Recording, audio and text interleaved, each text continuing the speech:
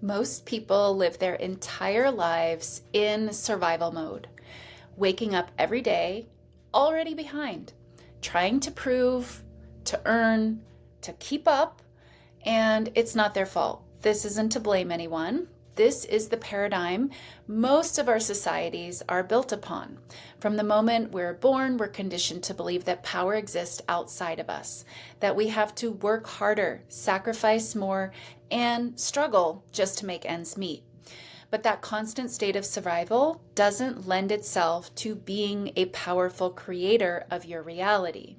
In this video, I'm breaking down the real reason you've been manifesting from struggle instead of from natural alignment, and how to shift into the consciousness where everything begins to move effortlessly in your favor. If you're new here, hello, I am your Muse Traci. On this channel, I teach manifestation the Neville Goddard way. I help you peel back the false layers of programming that kept you stuck in survival mode so you can return to your true power and align with any reality you choose. So take a deep breath and let's get into it. Every system around us is built on one idea, that you must earn your right to exist, that you need to struggle to survive. From school to career to relationships, we're subtly taught to believe that we're incomplete, we're inadequate, we're not enough. And it's just not true. We're taught that we have to prove our worth through effort, through hustle, and through struggle. We're taught to measure our value by productivity, to chase validation and approval from outside, to compete and to get ahead because there's a limited amount to go around, and you have to fight to get what is yours. And the entire world just about runs on this belief that there isn't enough. Not enough money, not enough love, not enough time. But none of that is actually true. It's just the programming. Lack isn't real in any sense of the word. It's a concept created to keep you operating from fear and scarcity, believing in scarcity. If you're so busy surviving, you won't have the opportunity or the space to open up to greater possibilities, to have these lofty goals and desires for your life, and these dreams, if you will, that seem wildly inappropriate if you're conditioned that you have to struggle to just survive. But what did Neville teach? What did he say? You are the operant power. There is no one to change but self. So what does that mean exactly? Well, he's literally telling you in that powerful statement that every limitation you experience is a reflection of a state of consciousness you've accepted as real. That's it. So let that sink in. I'm pausing on purpose here because it is profound what he's saying. So this is powerful and profound. So let's take a moment. Let me repeat it. Every limitation you experience is a reflection of a state of consciousness you've accepted. Now I'll add consciously or unconsciously. You may not have accepted these things consciously. Accepted as real. So first, I'm not saying you won't experience the limitations as real. You most certainly will. The 3D reality is very seductive, as I like to say. It's very convincing. It's very real seeming. So I'm not saying you won't experience these limitations as real. You most certainly will. They'll feel very, very, very real. But again, what did Neville teach? What Neville is teaching is that although they feel very real, they are not the fact, the only reality. There are no facts. There's just a big reflection showing you what you've consented to as being real and true. That's it. They are a result in your acceptance of them. Right? So when you, again, consciously or unconsciously accepted something as real and true and as fact, then it will be shown to you in your outer reality. And I know this is hard to hear, but it's all done lovingly. This whole universe is based on love. So it's lovingly trying to show you you. That's it. That's all that's going on here, really. This is why your reality is a mirror.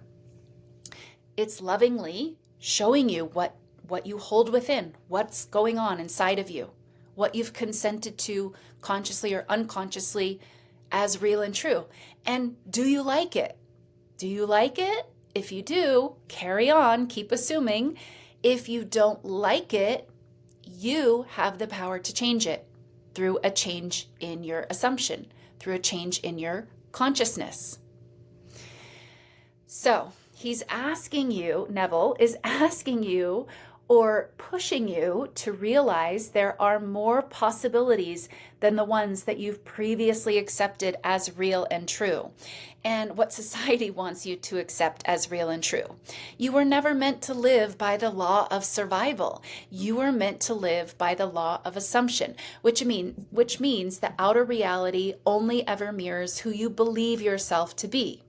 Here's what happens when you're stuck in survival mode. You keep trying to manifest from fear, from lack, instead of from faith.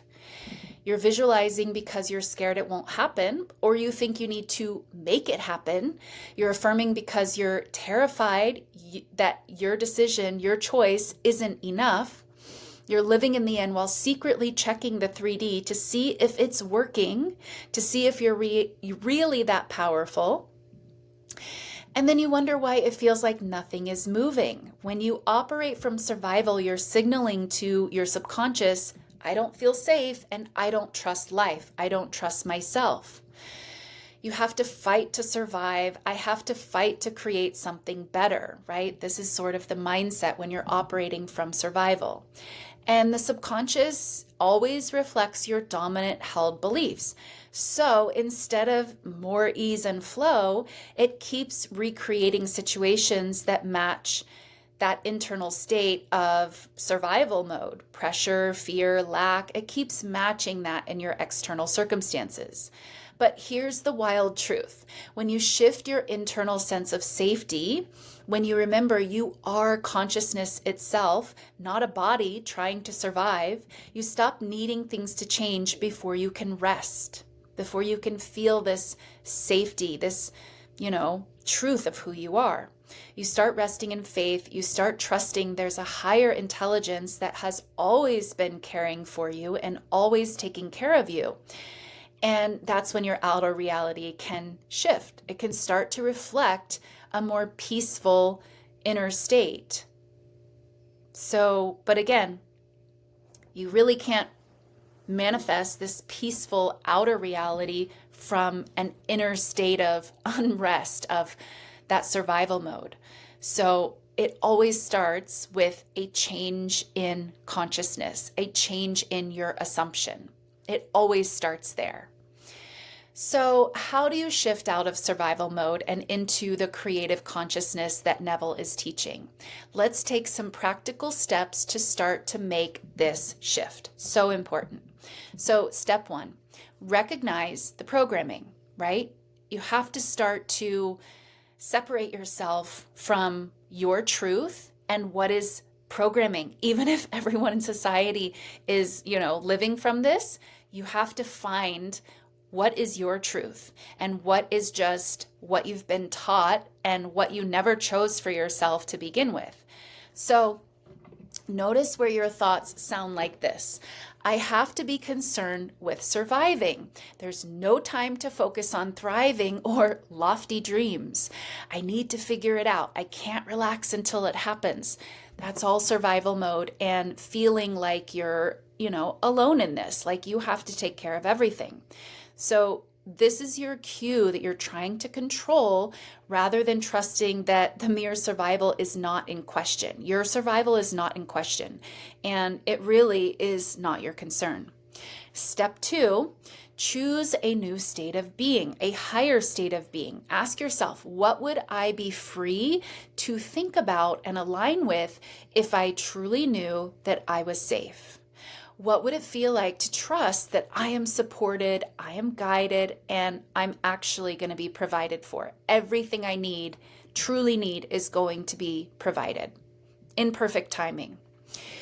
And take some time to integrate this, because for some, this alone might be a huge stretch from what you've already been operating from. So again, have patience with yourself, have compassion, take some time with this and aligning with feeling supported, feeling guided, feeling that you are always provided for and you're always safe. Step number 3, stop waiting for proof. Stop needing the outer world to confirm your inner truth. Stop looking for the proof and just practice how it would feel, right? Again, if you integrate the foundation that 3D reality is always taking its cue from you, you keep bringing yourself back to my job is my inner state of being, my feeling, my belief, my assumption. My job is not out there. My job is not to control out there, right? This is what keeps so many people stuck. And it's born from the misunderstanding or the lack of integration of who you are and what 3D reality is. So integrate that knowing, and then you might still feel pulled to see 3D reality and think, oh, I have to do something. But because you've integrated that truth, you can come back to, hold on, it's following me. It's following me. So I just have to keep bringing myself back to me. What am I doing? What am I feeling? What am I believing? And then it will follow, because it's always following. There's nothing else going on. And again, this is another big shift. When you stop being the effect of your reality and you remember that you are the cause, it can be a big shift, right? So be patient, be kind with yourself. Remember what Neville said, change your conception of yourself and you will automatically change the world in which you live. One of my favorite quotes, I say it in almost all the videos, and I always emphasize automatically because it's taking its cue from you, right? So you just keep bringing yourself back to you and remind yourself 3D is going to follow, because that's all that's going on. There's nothing else happening. The moment you assume a new state, you truly feel that it's already done. Reality must reorganize then to reflect that. And that's what those in power don't want you to realize. A society that is much more concerned with just surviving, thinking that they need external cooperation for their survival, is much easier to control, wouldn't you say? A society full of people who remember their own creative power and remember that they are the cause, they really cannot be controlled in any way. So here's what alignment with your power and with ease and flow really means. It's not about forcing yourself to think positive, right? To just be delusional or to control outcomes. It's about trusting your state of being more than you trust outside circumstances. It's knowing that you are your own source and that you are always guided, always supported, and always provided for. You'll notice when you shift into this more and more, conversations start flowing, opportunities appear, and the timing of your life feels masterfully designed. When you move out of survival mode into creation, life starts to feel like it's conspiring with you rather than always working against you. Which this has always been the case all along, but it's really you working with you rather than operating from the programming, which is already against you, and trying to struggle to change out there. Right? You get the difference. You start conspiring with you, which you are the universe. So it all makes sense, doesn't it? If this message is resonating with you, and if you're ready to stop surviving and start creating consciously, this is exactly what I work with my clients to do in my 1-month transformative coaching program. It's where we reprogram the subconscious patterns that have been running your life on autopilot so you can embody your true nature and your true identity and finally live from that deep, effortless knowing that everything is already done, that you are the cause and out there is the effect. If you're interested, you can find the link down below in the description and in the pinned comment. I'm also offering a free consultation with me for a limited time. I won't be able to offer this forever, but I am offering it now. So in case you have any questions about the program, about how it works, anything like that, go ahead and book that call. And thank you guys so much for watching, being here with me, and I'll see you in the next video. Bye.